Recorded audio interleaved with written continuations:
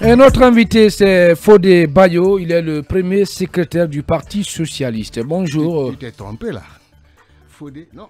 Oui, alors rectifiez. Thierno Seydou. Thierno Seydou Bayo. Merci beaucoup. Toutes mes excuses. Et bienvenue, monsieur le président. Monsieur le secrétaire, premier secrétaire, voilà, oh là là, premier secrétaire du Parti Socialiste. Tout à fait. Bienvenue. Merci. Allez, la toute première question, Mamadou Boy. Alors, c'est d'abord de questionner notre invité par rapport à cette transition en cours. Aujourd'hui, quel est son regard par rapport à cette transition en cours qui, je rappelle, doit déboucher au retour à l'ordre constitutionnel?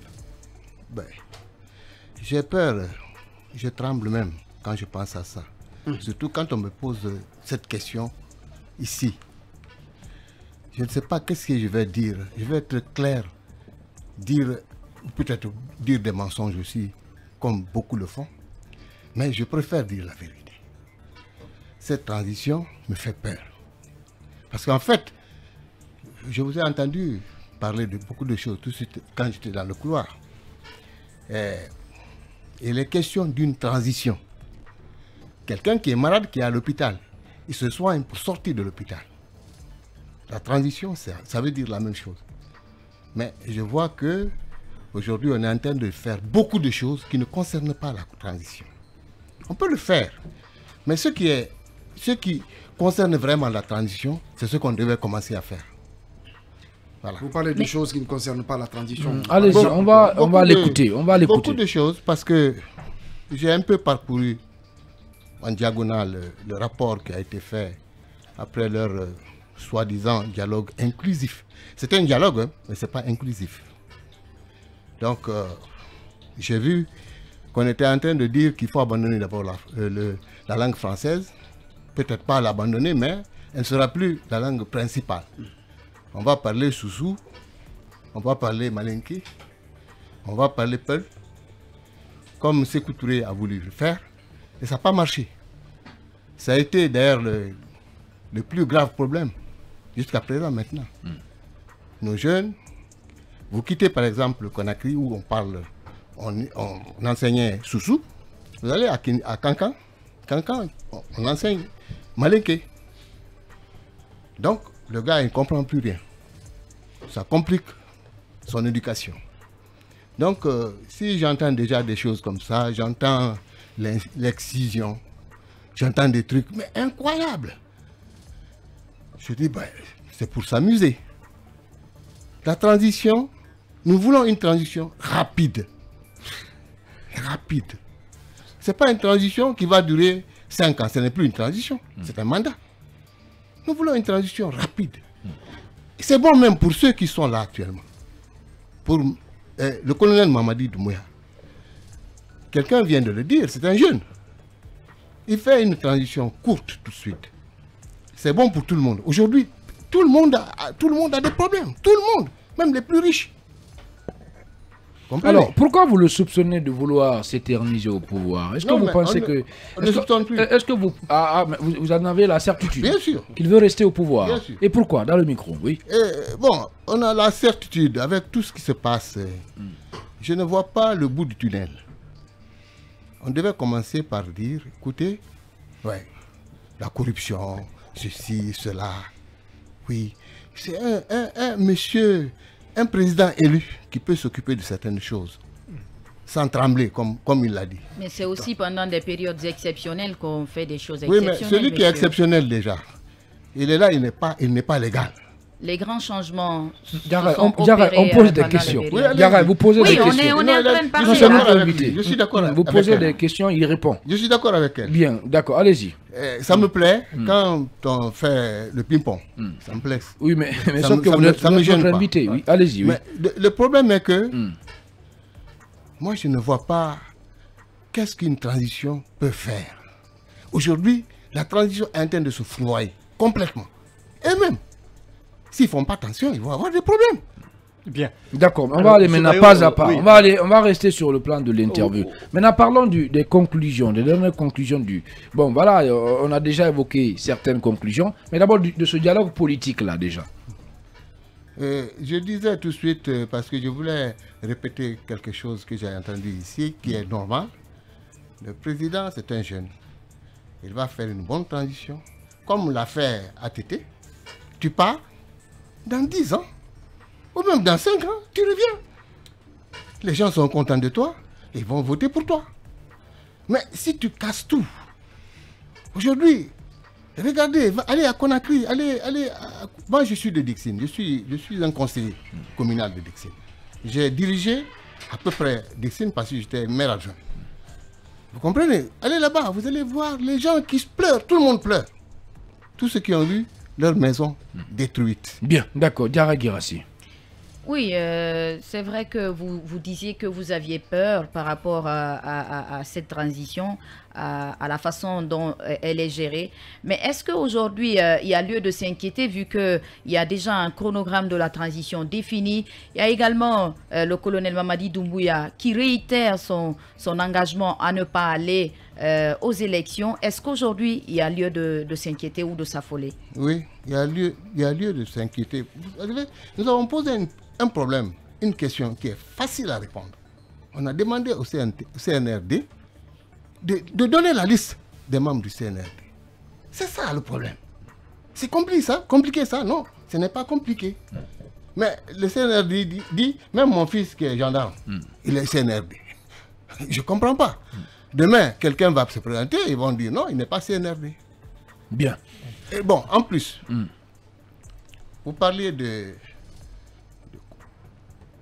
Et on a demandé à ce que chacun dévoile ce qu'il avait avant d'être ministre, par exemple. De déclarer, c'est bien. De déclarer, c'est bien. Bon, je le dis de façon terre à terre. Dire ce que j'ai avant d'être ministre. Parce qu'après, ça va faire l'amalgame. Hein? Il va commencer à dire non, j'avais ça avant d'être ministre. Mais nous voulions que ça se fasse avant. Mais personne ne nous écoute. Bien. Thierno Saïdou Bayo, premier secrétaire du Parti Socialiste. Et Khalil Kamara. Oui, avant d'être ici, est-ce que vous avez évalué les risques? Est-ce que vous savez qu'à la sortie de cette émission, vous pouvez trouver un pick-up à la sortie? On le souhaite pas. Non, attendez. Non, vous savez, est-ce que vous savez aussi qu'après ici, on peut vous placer sous contrôle judiciaire comme Fodeou Fofana, Selou Baldé? Comme tout le monde, oui. Vous savez, nous, on n'en a plus peur. J'ai l'habitude de dire aux gens que moi, je suis un Goulibaly. Vous comprenez ça? Celui qui a fait, une femme qui a fait des jumeaux. Il y a des choses, elle n'en a pas peur. Nous, on n'en a plus peur. On a eu beaucoup de problèmes. Autant de Lansana, de Sékou Touré. Moi, j'ai fait le Kambouaro. J'ai fait le Kambouaro. J'ai fait 3 mois, 1 jour au Kambouaro. Mais je ne ferme pas ma bouche quand il s'agit de dire ce qui est bon à dire. C'est ce que j'ai dit à mon frère Alpha. C'est mon frère. J'ai tout fait pour qu'il soit président de la République. Je l'ai aidé. Mais quand je me suis rendu compte qu'il est en train d'aller dans le décor, il va mettre le pays en l'air, et comme ce qu'il a fait aujourd'hui, je lui ai dit, je ne suis plus avec toi, je ne serai plus avec toi, quel que soit ce que tu vas me proposer. Il le sait. Mais voilà, aujourd'hui, qu'est-ce qui s'est passé? Je dis la même chose à Mamadi. Tous ceux qui sont autour de toi ne veulent pas ton bonheur. Non, ils ne veulent pas ton bonheur. Bien.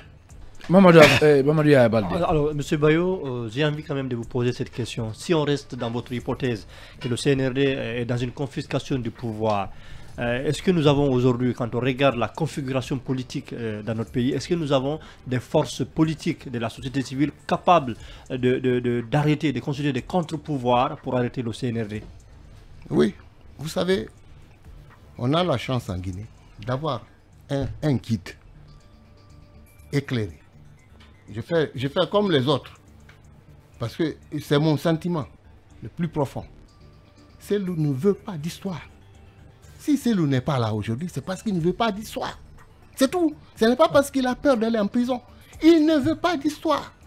Il arrive, on le prend, il y aura des histoires en Guinée. Nous, on ne veut pas cela. C'est en fait tout le problème. Des gens pensent qu'il a fui, des gens pensent qu'il a peur. Il n'a peur de rien. Il croit absolument à Dieu. Tout ce que Dieu te prescrit, et tu ne peux pas passer outre. Donc, c'est ce qui se passe. Nous avons dit, ne viens pas. Parce qu'il y a des gens qui sont prêts à mourir aujourd'hui. Mourir pour lui.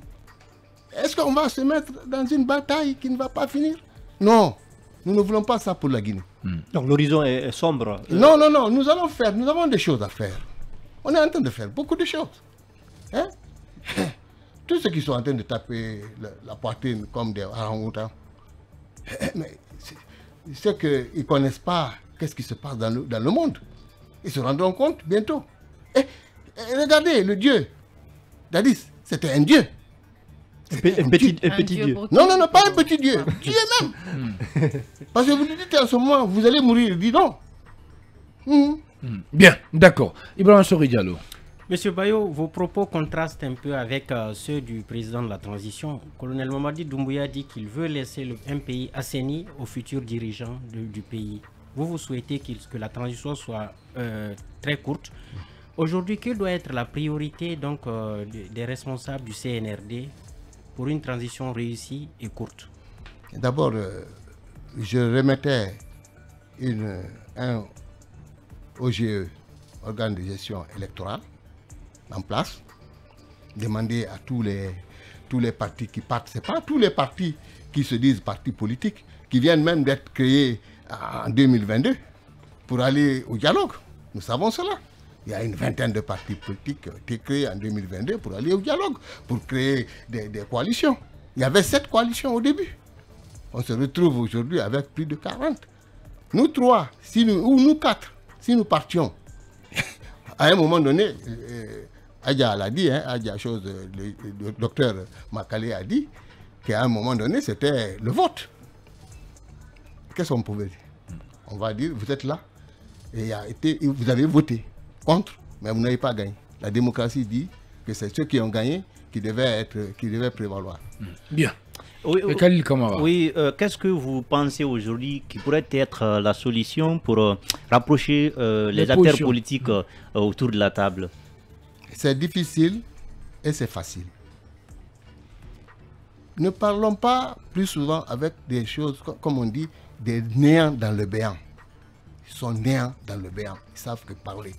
Les tonneaux vides qui font beaucoup de bruit. Nous connaissons aujourd'hui quels sont les politiques qui ont du poids. Nous les connaissons. Il faut qu'on parle avec. C'est comme si vous dites, les États-Unis, on dit aujourd'hui, les démocrates, les républicains, mettez-les de côté parce qu'ils font trop de problèmes. On va créer autre chose. On va aller avec les Tea Party. Ça ne marchera pas. Ouais. Nous sommes en train de faire la même chose aujourd'hui.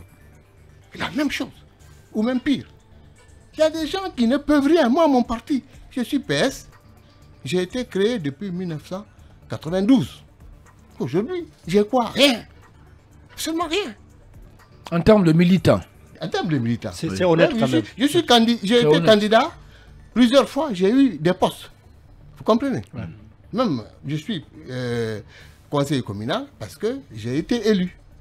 Vous comprenez? Je ne peux pas donc, quelqu'un d'autre ne peut pas, ceux qui n'ont jamais connu une élection ne peuvent pas se comparer à moi. Ouais.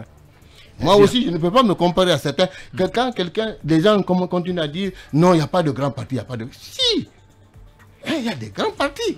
Alors, qu'est-ce que vous pensez aujourd'hui de l'incarcération des anciens dignitaires du régime Alpha Condé et puis de certains acteurs de la société civile, notamment du FNDC et puis des partis politiques membres de l'ANAD?